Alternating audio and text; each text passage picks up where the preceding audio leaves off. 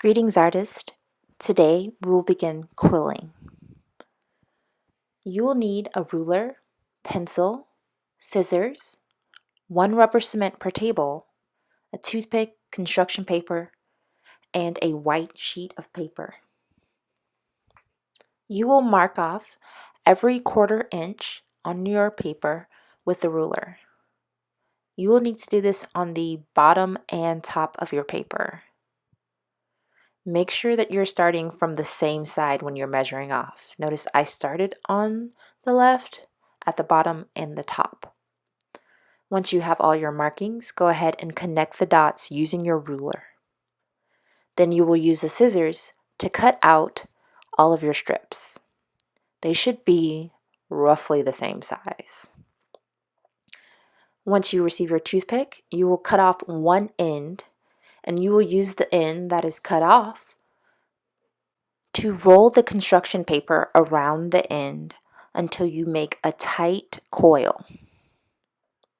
You will do this for every piece of construction paper that you use with the toothpick.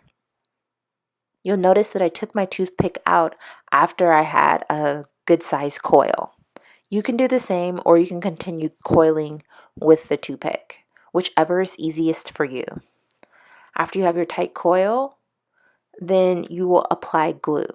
Now this step will differ depending on which kind of shape you're aiming to make. After you've secured your shape, you'll have to hold it 20 or 30 seconds to let the glue to set.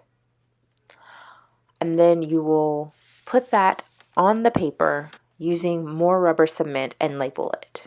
You'll continue this for every step of the process. Be sure that you allow ample time for your glue to dry. Depending on which shape you are making, will determine which ways you pinch, squeeze, coil, and uncoil. You can also bring in a comb to get different types of effects, but this is not required. It'll just allow you to make more types of shapes.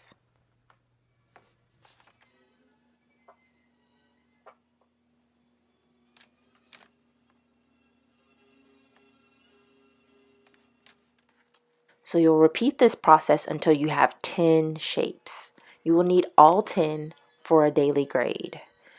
Make sure that you write your name, date, and class period on your paper. I would recommend doing this in pen so that no one steals your paper. Store everything inside your portfolio and make sure you clean your area before you leave.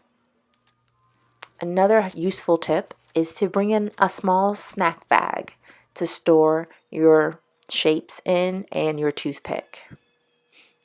As with most things in our class, we only have a set that is shared among all classes. Thank you, and I look forward to seeing what you create.